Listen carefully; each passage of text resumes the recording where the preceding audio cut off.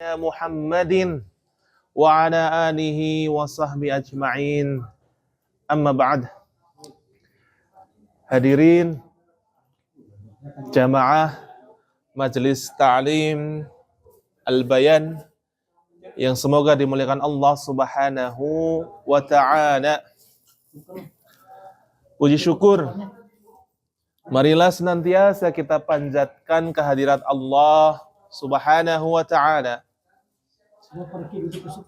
yang mana dalam momen yang tidak kita prediksi ini, kita masih bisa duduk bareng di sebuah tempat yang kita terhindar dari rasa dingin. Ada makanan di hadapan kita, yang semua itu kita lakukan untuk tujuan apa? Tafaqquh fiddin.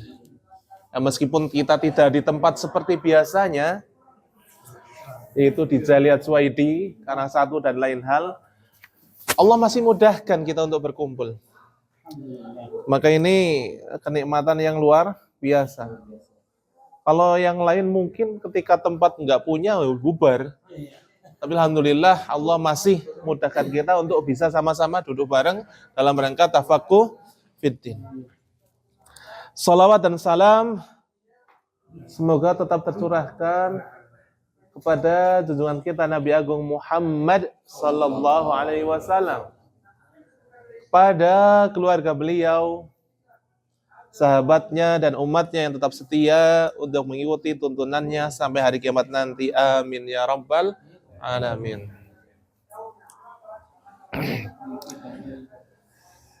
Hadirin yang semoga dimuliakan Allah Subhanahu wa ta'ala. Tema kita pada kesempatan kali ini ya, yaitu dengan kajian biasa ya, tausiah, sebagai pengingat ya, bagi kita semua, dan mungkin menjadi hal baru bagi sebagian yang lain. Adapun tema tausiah kita pada kesempatan kali ini adalah prioritas kita. Prioritas kita dalam belajar. Belajar apa? Belajar apa? Agama. Kita kan sepakat ya, bahwasanya belajar itu wajib ya. Thalabul ilmi fariidatun ala kulli muslimin. Belajar menuntut ilmu itu wajib. Yang dimaksud di sini adalah ilmu agama. Nah, ilmu agama itu sekarang banyak jenisnya, Pak. Ada yang bisa menyebutkan contohnya, Pak?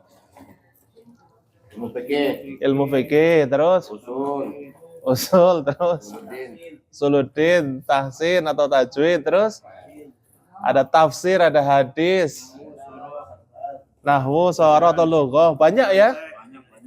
Dan itu menuntut ilmu itu wajib. Nujum, yang seperti apa itu? Perbintangan. Dirinci. Kalau tujuannya untuk mempelajari ilmu falak, ya, untuk mengetahui siklus waktu, boleh. Tapi kalau nujum itu tujuannya untuk kayak ramal-ramalan, haram.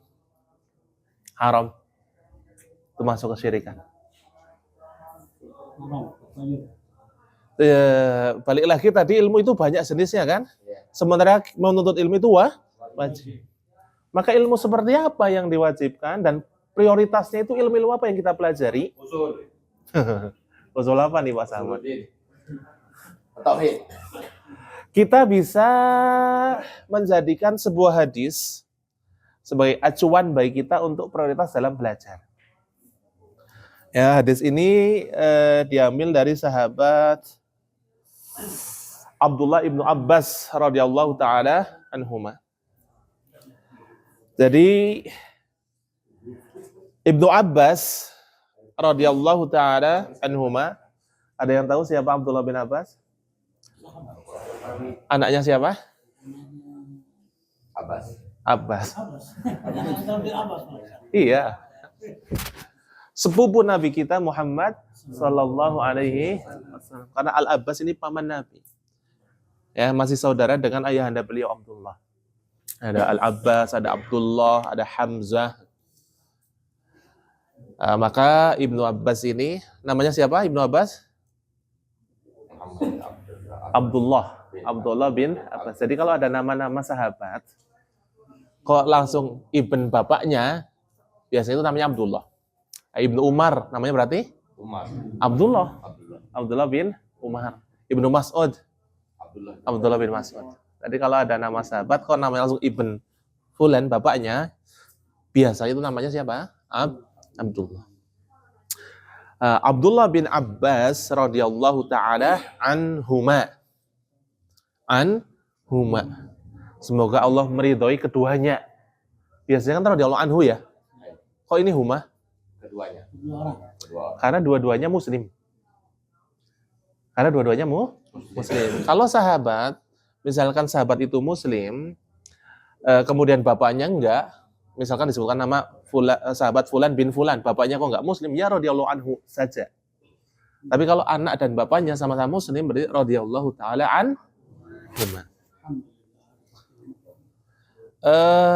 Beliau Abdullah bin Abbas radhiyallahu taala anhuma berkata, ya, lamma ba'asa Rasulullah sallallahu alaihi wasallam Mu'adzan ilal Yaman. Kata beliau Abdullah bin Abbas, manakala Nabi Muhammad sallallahu alaihi wasallam itu mengutus Mu'adz ke Yaman. Untuk apa? Untuk menyebarkan ilmu berdakwah. Jadi ketika Nabi kita Muhammad SAW mengutus, siapa tadi yang diutus? Siapa? Ada yang tahu? Hah? Mu'adz bin Jabal radhiyallahu taala anhu. Beliau diutus untuk berdakwah ke Yaman. Maka beliau berpesan kepada Mu'adz, ya Mu'adz, innaka ta'ti qauman min ahlil kitab. Wahai Mu'adz, engkau itu akan mendatangi, engkau itu akan aku utus untuk mendatangi sebuah kaum min ahlil kitab, dari kalangan ahli kitab. Apa maksudnya ahli kitab? Kaum yang Allah turunkan kitab kepada mereka. Bisa Yahudi, bisa Nasrani. Wahai Mu'adz, kamu itu akan aku utus ke Yaman.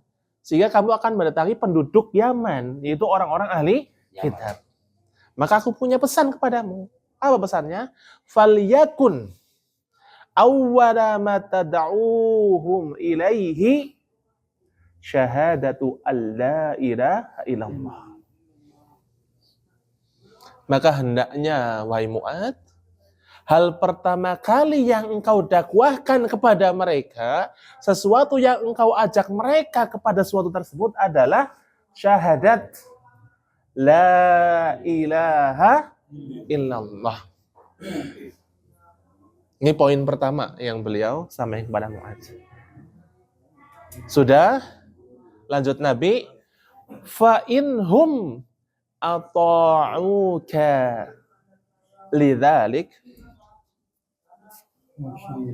fa'alimhum annallaha aftarada alaihim khamsa salawatin fi yaumin wa lailah. Mu'adz, kalau mereka sudah mematuhimu dalam poin yang pertama, apa poin yang pertama tadi? Syahadat, tauhid. Kalau mereka sudah mematuhi, maksudnya apa? Sudah paham masalah tauhid, maka lanjut beritahu mereka bahwasanya Allah itu mensyariatkan pada mereka mewajibkan kepada mereka 5 sholat atau sholat 5 waktu. Ya. Dalam sehari dan semalam. Sehari semalam itu ada 5 sholat 5 waktu. Ini poin yang kedua. Poin yang ketiga, fa inhum ata'u kalidzalik fa'alimhum annallaha aftarda 'alaihim. Kalau seandainya mereka sudah mematuhimu dalam perkara sholat, maka beritahu mereka.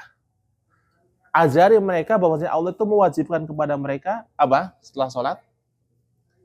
Zakat. Apa itu zakat? Harta yang dikeluarkan. Tu'khadhu min aghniyaihim, yaitu harta yang diambil dari orang-orang kaya di mereka dan diberikan kepada siapa?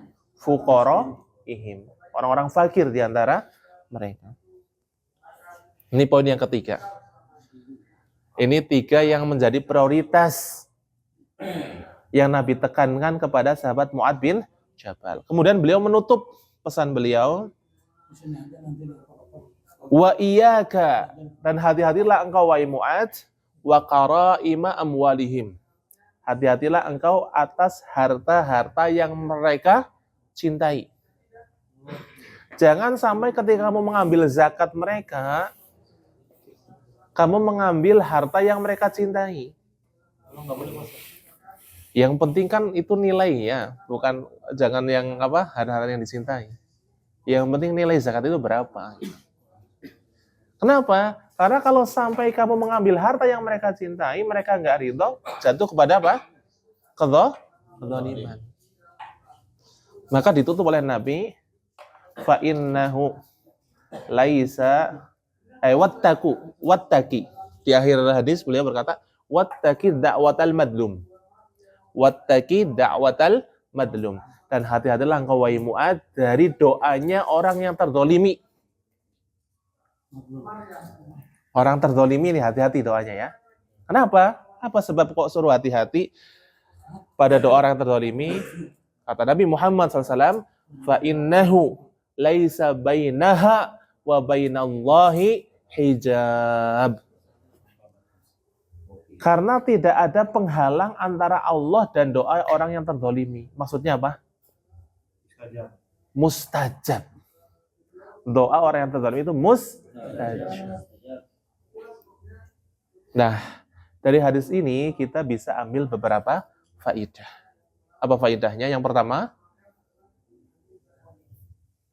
menghadirkan syahadat.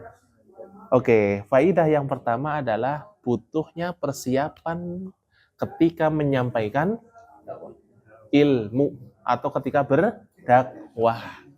Karena dakwah itu berat. Nggak asal cemplong. Yang disampaikan itu apa? Ilmu. Jadi jangan sampai kita dalam menyampaikan tanpa ilmu. Kalau ada orang berdakwah tanpa ilmu, maka jadinya apa? Ruwaibidah. Tahu ruwaibidah? Sesat, menyesatkan. Udah sesat, bikin orang lain juga sesat. Maka kewajiban kita yang pertama belajar. Kalau sudah ilmu sudah ada pada kita, maka sampaikan. Loh, saya pernah dengar ada hadis yang berbunyi balighu anni walau ayat. Sampaikanlah dariku meskipun ayat. Ya, ayat itu yang memang benar-benar dipahami. Memang ayat yang benar-benar dipahami. Jangan menyampaikan apa yang tidak dipahami. Kalau ada orang tanya kita belum tahu, ya jawab aja enggak tahu. Jawab aja, jangan kita enggak tahu tapi memberikan jawaban seolah-olah kita tahu. Ini berat pertanggung jawabannya. Ya, jadi faidah yang pertama adalah dakwah itu butuh persiapan. Diambil dari mana ini? Faidah ini diambil dari potongan hadis yang mana? Bukan. Dari hadis tadi.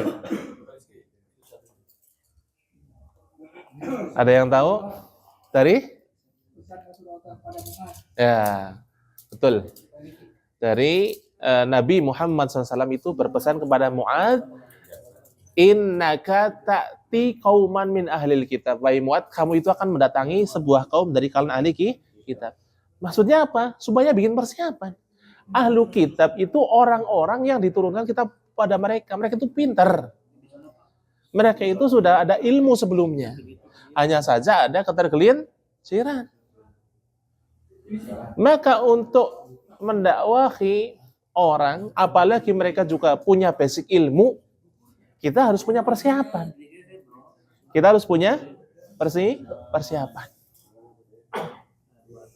Makanya Pak, lihat kalau kita menghadiri kajian, lihat orang yang ngasih kajian itu seperti apa background keilmuannya.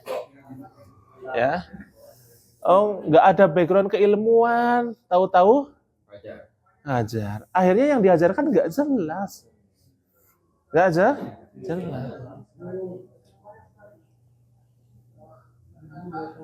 Oh, yang bisa bahasa hewan kan cuma Nabi Sulaiman. Akhirnya muncul bahasa-bahasa yang lain. Apa? Udah. Nah, makasih. Kemudian hal-hal yang lain juga. Orang nggak punya basic keilmuan, akhirnya yang diceritakan dongeng, khurafat. Kita percaya aja. Maka sebagai seseorang kita juga harus teliti. Teliti tentang apa? Background keilmuan guru kita. Background keilmuan orang yang kita ambil ilmunya. Di mana dia belajar agama? Siapa gurunya? Mondok di mana? Kuliah di mana? Ketika kita sudah yakin, silahkan ambil ilmunya. Karena yang akan kita ambil itu bukan hal yang biasa, ilmu agama yang akan kita jadikan pegangan kita. Kalau pegangannya sudah salah, ya ke depannya salah terus. Salah terus. Maka ini poin yang pertama. Perlunya bagi kita persiapan ketika berdakwah. Poin yang kedua. Ada yang tahu?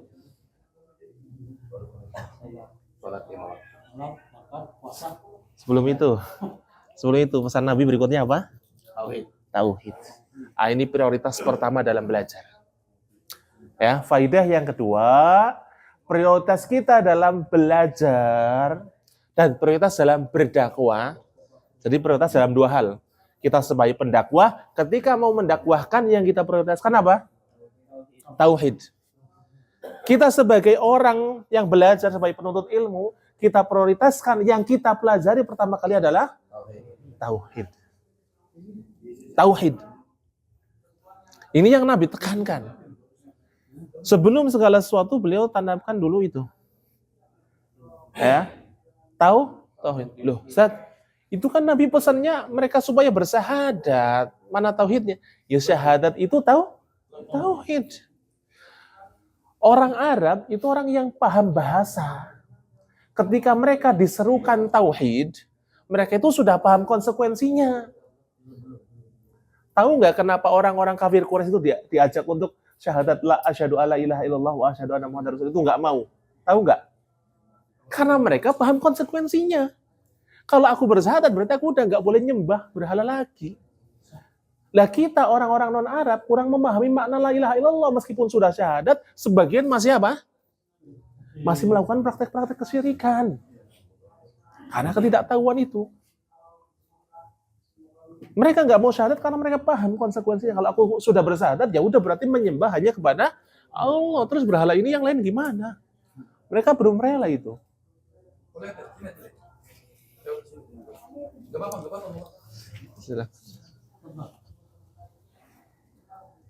Ya, adapun kita orang ajam yang nggak paham bahasa Arab, maka harus benar-benar dipahami tauhid ini.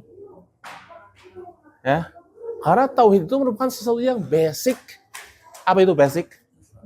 Dasar. Maka sesuatu yang dasar atau basic itu harus diutamakan dalam segala sesuatu. Dalam segala sesuatu.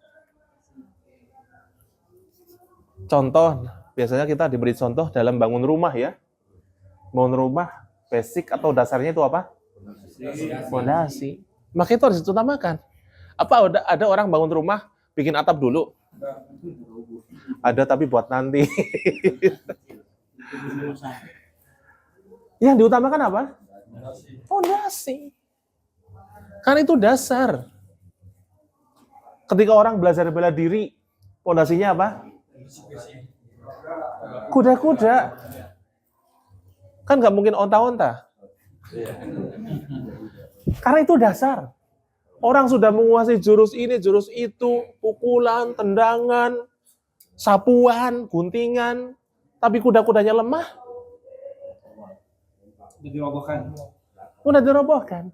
Termasuk dalam hal agama. Itu dunia, Pak. Ini agama. Kaitan dengan akhirat. Maka kita harus perkuat dulu basicnya. Dasarnya. Apa itu? Tauhid. Tauhid. Inilah dasar agama Islam. Basic agama Islam. Bahkan basic atau dasar dari semua agama. Dari dulu sampai sekarang. Dari zamannya Nabi siapa? Yang diutus pertama jadi Rasul siapa?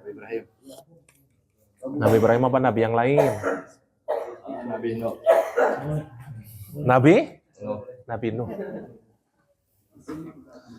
Nabi Nuh, ya.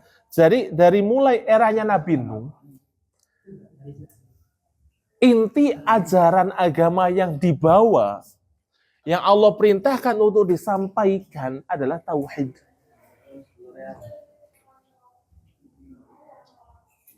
Kenapa? Karena dari eranya Nabi Adam sampai Nabi Nuh itu orang-orang bertauhid semua. Orang itu bertauhid semua. Kanan nasu ummatan wahidah. Dulu umat itu merupakan umat yang satu. Apa maksudnya? Menyembah hanya kepada Allah, umat yang bertauhid. Cuman akhirnya di era kaumnya Nabi Nuh muncullah apa? Apa? Penyelewengan akidah, kesyirikan. Maka faba'asallahu an-nabiyyin. Karena sebab ketergelinciran itu akhirnya Allah mengutus Rasul. Rasul yang diutus pertama adalah Nabi Nuh. Dari Nabi Nuh kemudian ke Nabi berikutnya, sampai Nabi Musa, sampai Nabi Isa, sampai akhirnya Nabi kita Muhammad sallallahu alaihi wasallam. Inti ajarannya adalah tauhid. Apa itu tauhid? Apa? Menyembah satu Rabb, yaitu Allah Subhanahu wa taala. Itu inti ajarannya. Ataupun yang lain syariat itu berbeda-beda. Beda. Kalau inti ajaran sama, tauhid, mengesahkan Allah Subhanahu wa taala, beribadah hanya kepada Allah Subhanahu wa taala. Adapun syariat yang lain itu menyesuaikan. Contohnya apa? Salat. Sekarang kita salat berapa? 5 waktu. Bani Israel berapa? 50. Iya gak? Iya. Tahu dari mana? Ya tahu dari Ustaz. Kapan saya bilang? Tadi. Oh tadi. Jadi ketika Nabi Muhammad SAW Isra Mi'raj. Setelah Isra beliau Mi'raj. Itu kan disyariatkan sholat. Pertama kali Allah mensyariatkan sholat kepada Nabi kita Muhammad SAW itu berapa kali? 50. Cuman ketika turun ditanya sama Nabi Musa. Bahasa kita ya. Apa yang diperintahkan Rabb kita kepadamu wahai Muhammad? Diwajibkan kepadaku dan umatku sholat 50 kali. Apa kata Nabi Musa? Balik. Umatku aja nggak kuat kalau 50 kali, apalagi umatmu. Maka akhirnya beliau minta keringanan, diturunin lagi sama Allah. Balik lagi tanya, udah dapat berapa sekarang sholatnya sekian? Masih belum kuat. Terus bolak-balik sampai akhirnya jadi 5. Disuruh itu 5, balik tanya Nabi Musa, berapa 5 kali? Suruh balik lagi Nabi Muhammad. Tapi kata Nabi kita Muhammad SAW, aku sudah nggak mampu untuk balik lagi, aku sudah malu. Dari 50 jadi 5 gitu. Dan udah bolak-balik berapa kali? Bukan 3 lebih, Pak. Itu prosesnya itu. Nah, kita 5, mereka 5, ini syariat berbeda. Termasuk ketika bersuci. Kita ketika bersuci, misalkan di baju kena najis. Gimana bersihinnya? Cuci. Dihilangkan ainun najisnya. Dibuang. Ya, dengan air. Zamannya Nabi Musa, gimana? Dibuang itu, bagian yang ada najisnya dipotong, terus diganti dengan kain lain ditambah. Itu syariat yang lain. Maka di umat berbeda-beda. Kita kalau main tobat gimana? Sholat tobat. Berhenti dari Berhenti mengalami. Kita beristighfar kepada Allah Subhanahu wa taala, memohon ampun, kita berazam untuk tidak mengulangi ya, dan menyesali perbuatan yang telah kita lakukan. Tapi zamannya Nabi Musa gimana? Bunuh.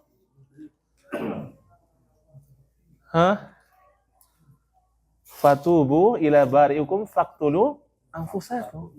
Maka bertobatlah kalian kepada Rabb kalian Allah Subhanahu wa taala dan bunuhlah diri kalian. Adep-adepan, Pak.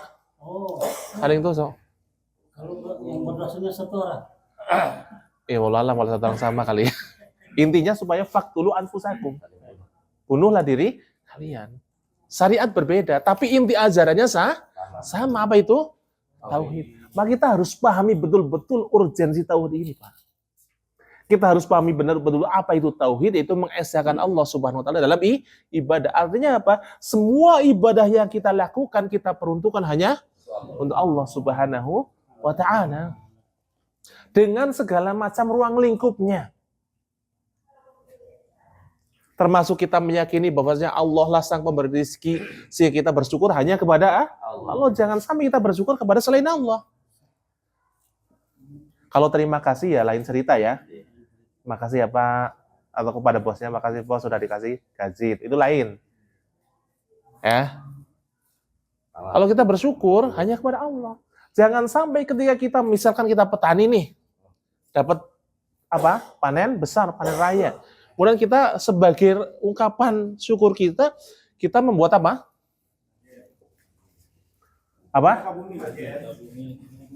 Sajen yang kita berikan kepada sesosok yang kita percaya karena dialah panen kita jadi bagus.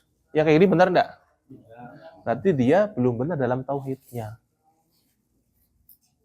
Ya. Sama juga ketika dalam masalah rezeki, ada orang mau dagang. Maka dia nggak pede, akhirnya pergi ke orang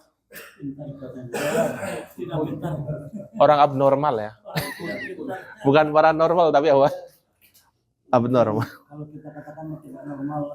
Orang pintar ya. Kenapa dikatakan orang pintar? Kita orang bodoh yang salah. Karena yang kesana. Tapi nggak ada yang beri ke orang pintar kan? Astagfirullahaladzim. Nah, ketika dia mau berdagang, kemudian dia datang ke orang, dalam tanda kutip orang pintar tadi supaya dagangannya laris, karena dia meyakini dengan sebab itu nanti dagangannya laris, berarti dia nggak meyakini bahwa Allah lah yang memberi rezeki. Karena dia minta kepada yang lain.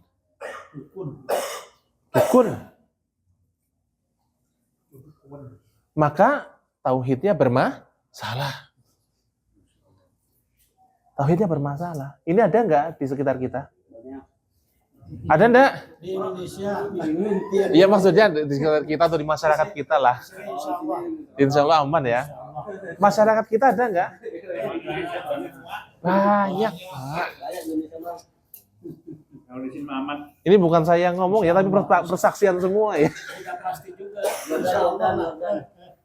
Di sekitar kita juga insya Allah. Insya Allah. Tapi tidak bisa dipastikan. Insya Allah. Maka balik lagi Pak, inilah kenapa Nabi kita Muhammad SAW memprioritaskan tauhid. Terlebih lagi nanti jangka panjangnya tauhid itu adalah salah satu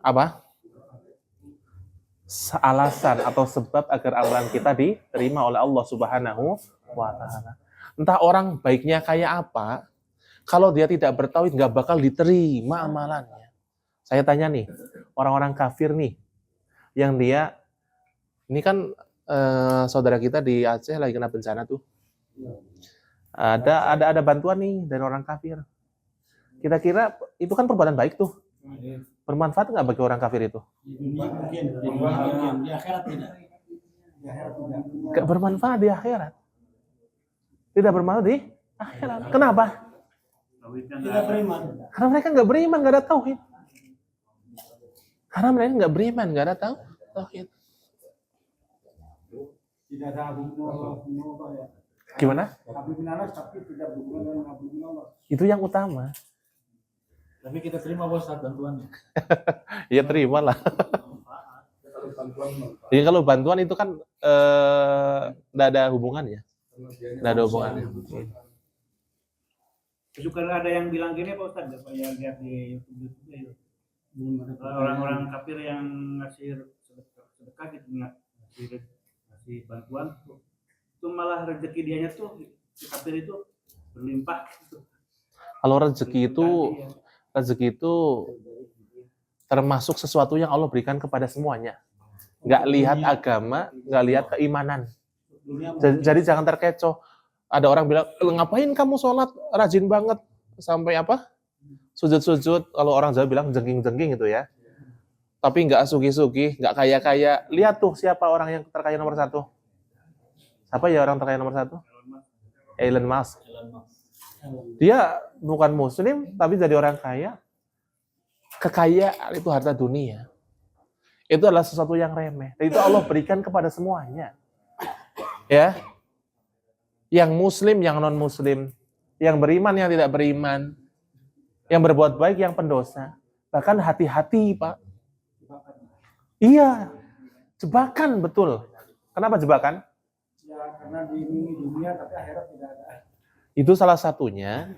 Dan yang paling utama adalah dengan segala nikmat tersebut, ya, tapi dia tidak beriman dan tidak digunakan jalan Allah, itu akan menjadi beban kelak di akhirat. Dan itu akan semakin banyak, semakin hartanya semakin banyak, maka pertanggungjawabannya semakin banyak. Itu namanya istidraj. Namanya apa? Istidraj. Ketika orang nggak pernah sholat, nggak pernah ngaji, nggak pernah berbuat baik, kok hartanya tambah terus, hati-hati. Hati-hati, jangan malah bangga. Itulah yang namanya istidraj. Jadi balik lagi tadi, orang-orang kafir, orang yang tidak beriman, tidak mentauhidkan Allah Subhanahu wa taala, mau sebanyak apapun perbuatan baiknya itu tidak akan bermanfaat kelak di akhirat. Ya, kata Allah Subhanahu wa taala, wa qadimna, dan nanti akan kami datangkan ya, ma'amilu yang mereka perbuat di hari kiamat, faja'alnahu, maka kami jadikan amalan mereka itu habaan mansura. Apa habaan? Debu. Mansura yang berterbangan. Alias apa? Tidak berguna. Tidak berguna. Maka pondasi ini harus betul-betul diperhatikan. Harus benar-benar diperhatikan. Dan kita harus benar-benar menempatkan tauhid ini nomor 1 dan harus benar-benar memahaminya. Sebagian orang sudah tahu tauhid itu hanya beribadah kepada Allah Subhanahu wa taala. Tapi sebagian yang lain belum tahu kedudukan tauhid yang begitu tinggi. Ya, kayak kisah dari Syekh Muhammad At-Tamimi Ad-Dir'i. Ya, beliau itu Masya Allah dalam mendakwakan tauhid luar biasa. Sampai muridnya apa? Kayak bertanya, kok ngaji tauhid terus? Ya karena tauhid itu belum mendapatkan tempat yang spesial di hati kalian. Jadi suatu ketika ada berita, katanya ada orang, ada anak kalau nggak salah, menzinahi ibunya. Incest. Ya apalah namanya. Intinya anak menzinahi ibunya itu perbuatan keji nggak? Nah murid-muridnya dengar mengutuk semua itu. Mengutuk semua. Anak macam apa itu? Intinya mengutuk sekali perempuan itu. Terus ada kabar lagi. Di desa tetangga atau di kota tetangga, ada orang apa? Memberikan sesajen kepada sebuah batu. Responnya berbeda. Responnya Berbeda. beda. Ia mengingkari tapi nggak sekeras apa? Nggak sekeras yang tadi pertama kan? Zina sama ibu. Kayak yang pertama tadi yang zina itu reaksinya begitu keras. Tapi ketika ada orang apa? Memberi sesajen, reaksinya ya mengingkari tapi nggak sekeras yang Sirik. pertama. Sama-sama. Bener nggak kayak gitu? Keliru. Iya itu sama-sama dosa besar. Tapi dosa yang paling besar adalah apa? Hancur billahi. Kesyirikan tadi. Kenapa reaksinya nggak lebih keras dari yang pertama? Oh, iya. Hah? Kenapa reaksinya nggak lebih keras dari yang pertama? Seharusnya seperti itu. Iya. Memang zina itu dosa besar, tapi syirik itu lebih besar dan bahayanya lebih bahaya. Dengan kesyirikan mengeluarkan orang dari keislaman. Karena sebab kesyirikan, apa yang dia perbuat sebelumnya hilang semua. Hilang semua. Batal ke Islam. Dan dengan kesyirikan, kalau dia meninggal di atas kesyirikan, dia tidak bertaubat kepada Allah SWT, maka itu akan menjadikan dia terancam kekal di neraka. Dengan reaksi seperti itu kan orang belum paham betul kedudukan tauhid itu. Belum paham betul betapa banyak kesyirikan. Maka dengan sebab itulah ada beliau Syekh Muhammad At-Tamimi Ad-Dir'i terus mengulang-ulang tauhid agar kalian itu paham. Memang harus diulang-ulang. Iya. Ya. Inilah tauhid. La ilaha illallah. Tidak ada sesembahan yang berhak untuk disembah, tidak ada sesembahan yang berhak untuk diibadahi kecuali hanya Allah Subhanahu wa taala. Kalau kita katakan sesembahan selain Allah ada nggak? Bohong. Sesembahan selain Allah ada nggak? Banyak, Pak. Percaya nggak? Loh, ya percayalah. Ada orang nyembah apa? Batu. Ada orang nyembah patung. Ada orang nyembah pohon. Ada orang nyembah sapi. Ada orang nyembah bos katanya. Kata Mas Ahmad. Tahu ceweknya. Tapi kan semua itu sesembahan yang batil. Tidak hak. Itulah makna la ilaha. Ya, la ilaha, tidak ada sesembahan aibi hak. Tidak ada sesembahan yang hak, yang benar untuk diibadahi. Kalau kita bilang sesembahan mah banyak banget. Banyak banget. Tapi yang berhak untuk diibadahi satu-satunya adalah Allah Subhanahu wa taala. Ini makna la ilaha illallah. Tidak ada sesembahan yang berhak untuk disembah melainkan Allah Subhanahu wa taala. Ya. Ini tauhid. Ini tauhid. Kenapa kita katakan lagi bahwasanya la ilaha illallah adalah tauhid? Karena di dalam riwayat hadis yang lain, ya. Hadisnya kayak gini, tapi riwayat yang lain, ya. Falyakun awwala ma tad'uhum ilaihi. Kalau di sini kan syahadatu alla ilaha illallah. Kalau dalam riwayat yang lain, ila an yuwahhidullah. Ya. Hendaknya yang pertama kali kau dakwahkanlah adalah agar mereka mentauhidkan Allah Subhanahu wa taala. Loh, emang ahlul kitab tidak mentauhidkan Allah? Kalau ajaran asalnya iya, mentauhidkan Allah Subhanahu wa taala. Tapi seiring berjalan ini disusupi oleh kesyirikan. Orang Yahudi berbuat syirik? Iya. Mereka menjadikan rohib-rohib mereka sebagai sesembahan mereka. Orang-orang Nasrani udah jelas dengan trinitasnya.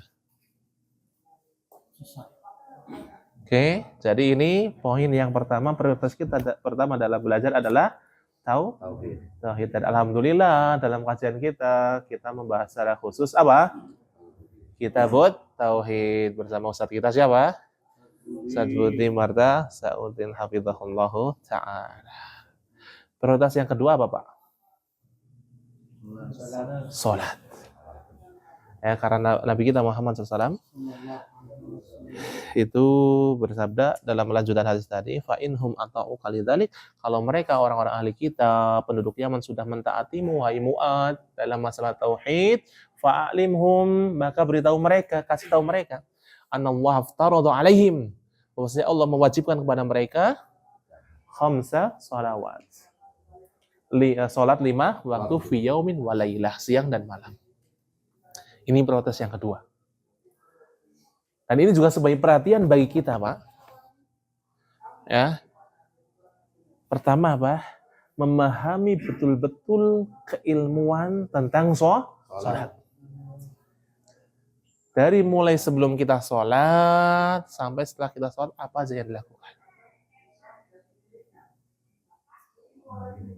Kemudian juga bagaimana kedudukan sholat dalam Islam. Bagaimana seharusnya seorang dalam sholat itu seperti apa? Yang namanya laki-laki, sholat itu di mana? Masjid.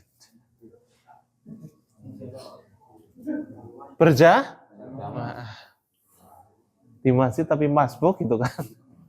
Udah lewat, yang penting di masjid itu. Oh, ya adalah. Tapi kalau gimana jamaahnya di bengkel, misalnya di bengkel. Utamakan kalau memungkinkan ke masjid. Kalau tidak, ya minimal berjamaah lah. Tapi utamakan di masjid. Biasanya orang-orang sini ngasih waktu kan buat sholat jamaah kan? Ya, betul. Ngasih nggak? Nanti Kalau di Indonesia mungkin ya, nggak semuanya. Kalau di sini Diharuskan. Alhamdulillah. Berarti Allah mudahkan bagi kita untuk beribadah. Sholat itu adalah salah satu ibadah yang agung. Dari sekian banyak ibadah, itu Allah sampaikan kepada Nabi kita Muhammad SAW tidak secara langsung. Tidak secara langsung. Maksudnya apa tidak secara langsung? Melalui perantara. Siapa perantaranya? Malaikat Jibril sebagai penyampai wahyu. Tapi lihat sholat. Ketika Allah Subhanahu wa taala mewajibkan sholat untuk Nabi kita Muhammad SAW dan kepada umatnya, apa yang dilakukan? Apakah disampaikan melalui perantara malaikat Jibril? Apa yang dilakukan? Allah panggil langsung Nabi kita Muhammad SAW kemana? Sidratul Muntaha. Ini menunjukkan bahwa Allah berada di atas. tidak mungkin di bawah. Tidak mungkin di mana-mana. Kalau Allah di mana-mana ini susah. Nabi ketika dipanggil untuk sholat, susah. Mau kemana?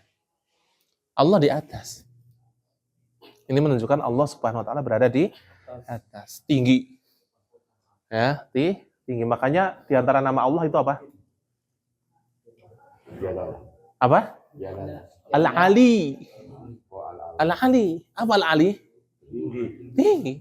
Yang maha tinggi. Udah nggak ada lagi di atas Allah Subhanahu wa taala. Iya. Ya, jadi begitu istimewanya Islam. Islam, sholat. Ali, Al-Ali. Dipakai juga. Rabbukumul a'la. Tapi kalau kita bicara a'la. Balik lagi tadi, ini menunjukkan bahwa sholat itu begitu istimewa. Sampai Nabi dipanggil secara langsung. Untuk apa? Pensyariatan sholat. Dan Allah Subhanahu wa taala telah memberikan kita kemudahan dalam sholat kita. Maka jangan sampai kita meremehkan sholat. Bentuk kemudahannya apa? Yang pertama dari 50 jadi 5. 5. Terus apa lagi? Ketika kita safar, kita dapat kemudahan apa?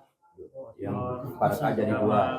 Apa? Jamak. Jamak, kosor. Kalau jamak nggak khusus dengan tentang safar ya, tapi kosor ini khusus tentang safar. Kalau jamak nggak safar boleh nggak? Boleh. Tapi harus ada sebabnya.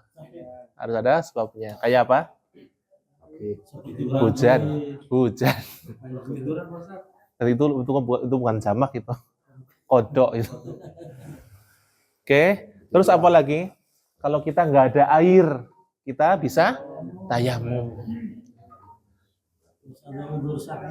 Bahkan saking pentingnya sholat, Pak, dalam kondisi perang pun kita masih harus tetap sholat. Ada yang namanya sholat apa? Khauf.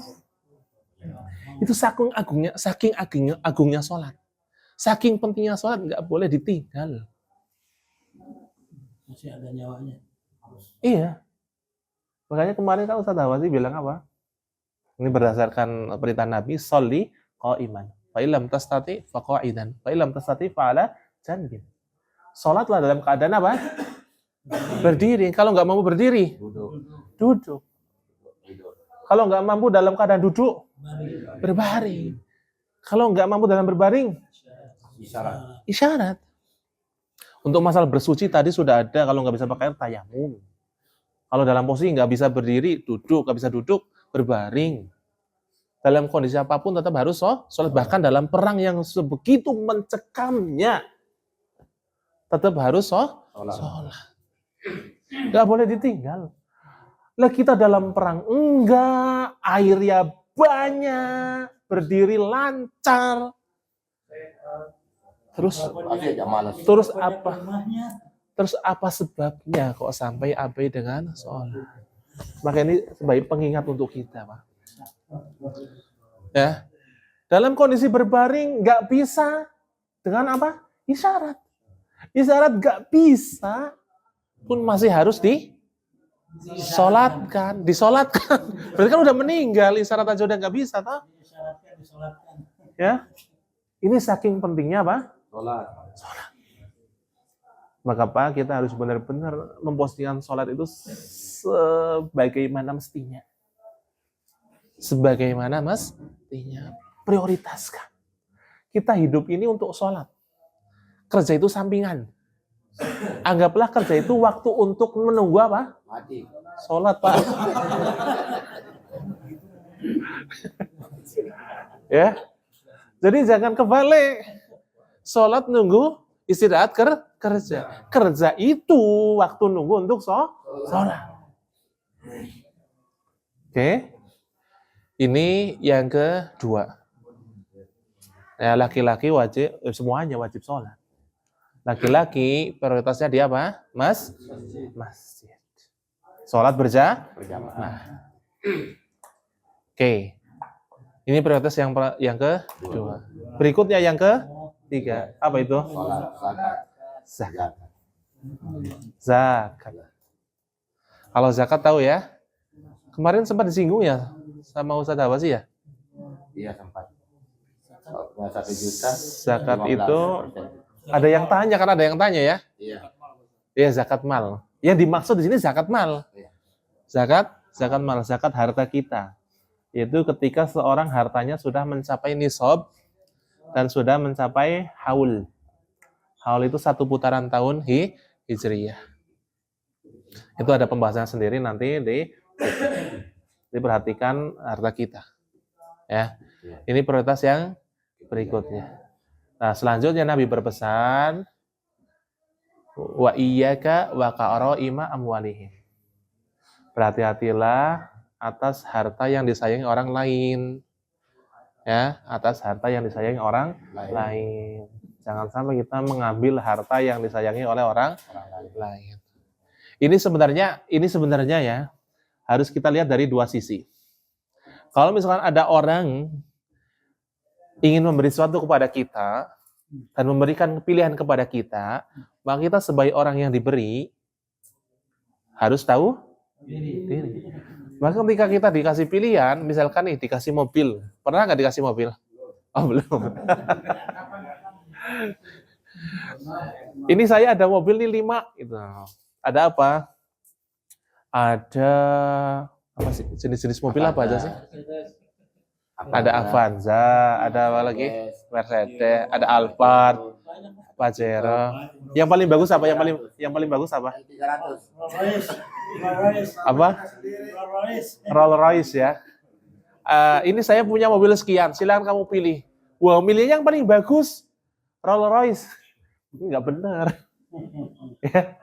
Karena bisa jadi itu harta yang disayangi. Ya. Wa iyyaka wa qaraima amwalihi. Sebenarnya ini kaitannya dengan mengambil zakat tadi sih. Cuman ini kita bawa ke makna yang lain. Jadi kalau kita sebagai orang yang diberi, dikasih pilihan, maka pilihlah yang paling ringan. Atau kita dibawa makan lah, kita dibawa makan. Yuk aku traktir itu. Seneng nggak? Kalau ini sering ya? Oke.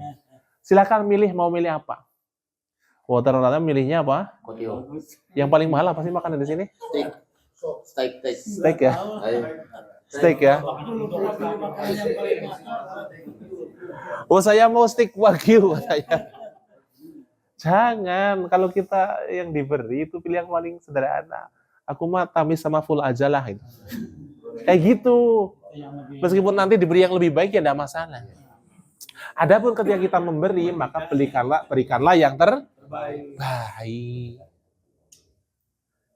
Kalau dikasih pilihlah yang sederhana. Iya, yang paling sederhana. Tapi kalau kita ngasih, maka kasihlah yang terbaik. Jangan yang kita nggak suka baru dikasihkan ke orang. Yang sisa. Maka ini harus dilihat dari 2 sudut pandang.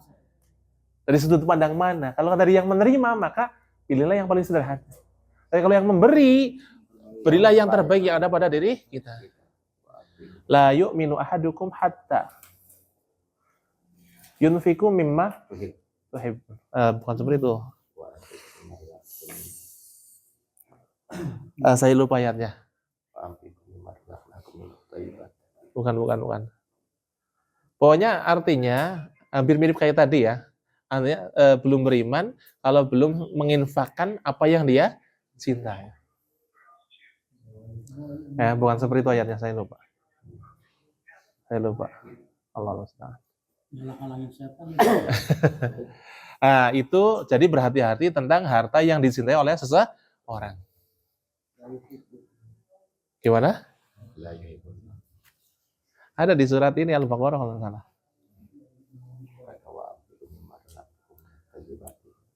Bukan.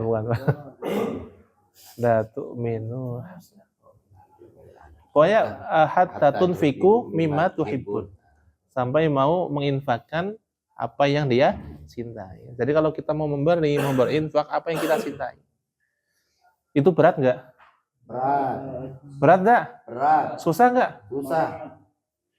Susah nggak? Susah. Kalau susah berarti harus latihan. Iya. Tergantung orangnya. Iya, tergantung orangnya. Kalau misalkan kita termasuk yang nggak dapat kayak gitu, maka harus latihan. Latihan. Kayak orang misalkan ada yang bisa langsung lari kenceng ya. Ada yang bisa push up langsung banyak. Kalau yang nggak bisa ya latihan.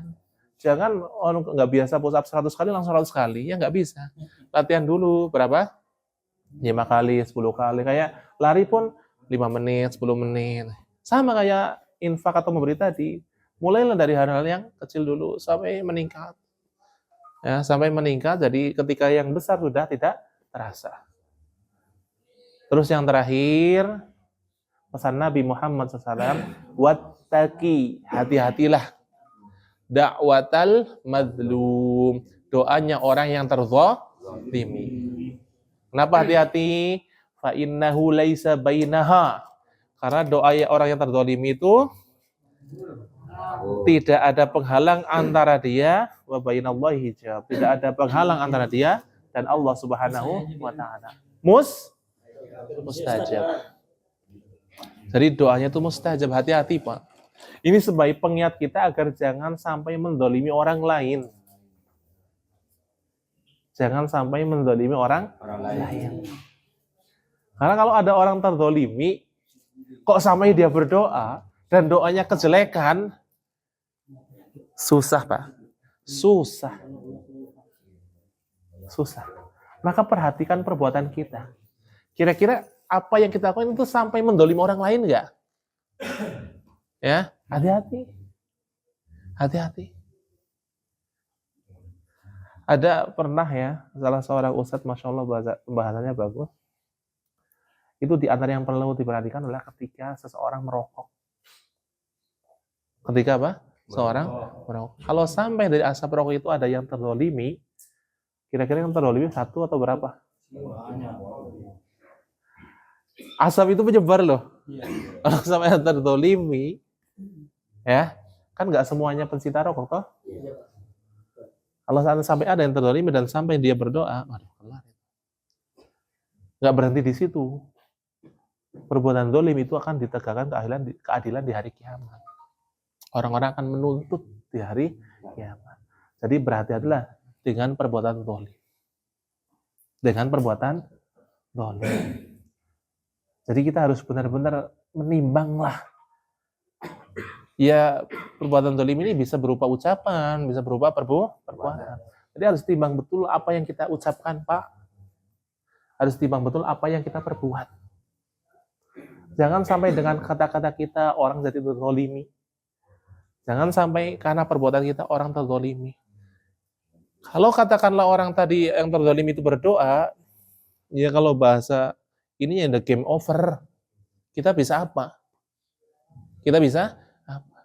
Gak berhenti di situ. Katakanlah dia tidak berdoa lah. Apa kita aman? Nanti di akhir dia akan menuntut. Dia akan menuntut. Kan Nabi pernah bercerita, pernah tanya kepada para sahabat, atadruna mal muflis? Kalian tahu nggak, kata Nabi, siapa itu orang yang muflis? Apa muflis? Bangkrut. Tahu bangkrut? Nah, dijawab oleh para sahabat. Kata mereka, al-muflisu indana susah bilang. Orang yang tidak punya harta dan tidak punya barang dagangan. Bapak silakan. Mohon maaf Bu, keganggu di jalannya. Mana sini? Sini. Silakan. Minta maaf. Jadi orang yang rugi itu orang yang bangkrut itu orangnya apa? Barangnya habis, duitnya ndak ada. Oh enggak, kata Nabi. Orang yang rugi, orang yang bangkrut adalah orang yang di hari kiamat itu dia akan datang membawa pahala sholat, membawa pahala puasa. Tapi ternyata bersama dengan itu dia pernah memukul orang, pernah menumpahkan darah orang lain, pernah ngata-ngatain orang. Maka akhirnya nanti orang, ini kan bahasa lain dari mendolimi orang lain dengan kata-kata atau perbuatan. Maka akhirnya orang tadi akan nuntut. Tuntutannya apa? Apa dibayar dengan duit? Tidak. Diambil kebaikannya untuk menutup orang yang terdolimi tadi. Kebaikannya diambil, ditransfer. Pahalanya. Iya. Pahalanya udah gitu-gitu tok, ya, coba gitu-gitu aja. Diambil orang lain lagi. Habis. Lah terus kalau habis gimana? Gantian. Dosanya orang yang didolimi dipindahkan kepada orang yang berbuat zalim. Na'udzubillahi min dzalik. Maka hati-hatilah dari perbuatan zalim ini. Wallahu taala a'lam bishawab. Jadi dari hadis ini kita bisa mengambil beberapa faidah. Faidah yang pertama apa tadi? Persiapan dalam apa? Dakwah. Dalam dakwah. Jadi jangan sampai kita berdakwah tidak ada ilmu. Yang kedua, prioritas dalam belajar atau mengajar. Yang pertama apa tadi? Tauhid.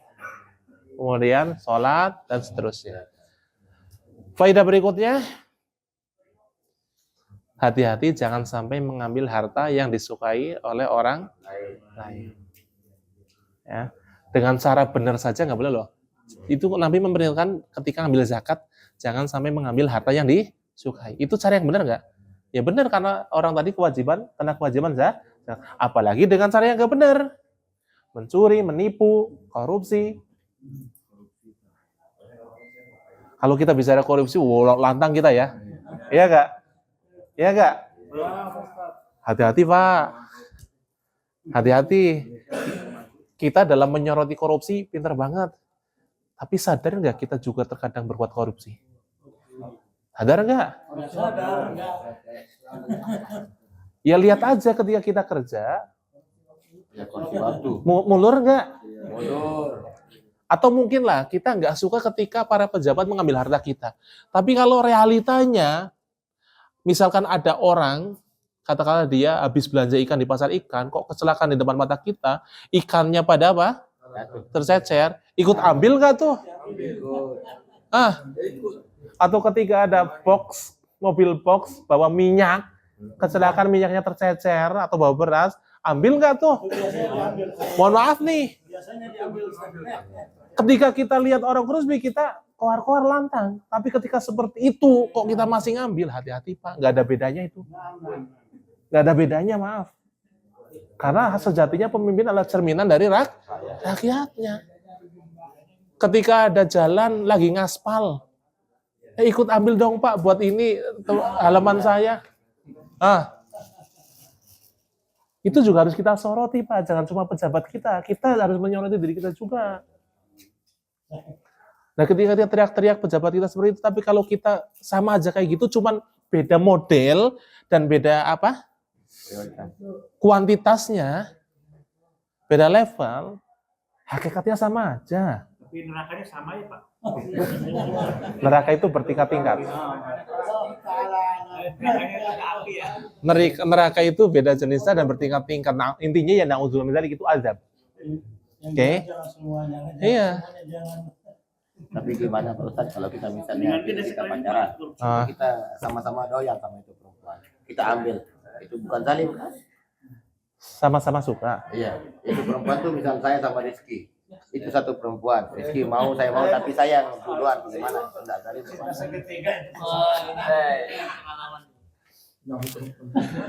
Gini. Selama janur kuning belum melengkung, berarti masih milik bersama. Dengan catatan bukan istri orang ya. Dengan catatan bukan istri orang. Juga artinya milik bersama itu jangan. Jadi pertama perlu diperhatikan, selama belum ada ikatan yang sah, berarti masih bebas. Dan belum dikhitbah. Belum apa? Dikhitbah. Tahu khitbah ya? Iya, kabul. Lamaran menuju proses apa? Ijab qabul. Itu kalau udah dikhitbah dan sudah iya, jangan sekali-kali masuk. Nggak boleh. Tapi itu zalim. Iyalah. Tapi kalau sebelum khitbah itu masih bebas. Tinggal duluan. Cuman diperhatikan itu bukan istri orang. Kalau itu ya udah jelas zalim sekali itu. Dosa zina itu. Nah yang kedua, ini kebanyakan sekarang ini di sini banyak yang mengaku janda. Lepas itu dia nikah suaminya ada di kampung. Gimana hukum? Maka harus hati-hati. Ya. Kata Pak Sahman di sini banyak wanita mengaku janda. Saya nggak tahu ya, iya apa enggak ya. Iya, misalnya kalau kita Cuman nikah, gimana? kalau kita mau nikah,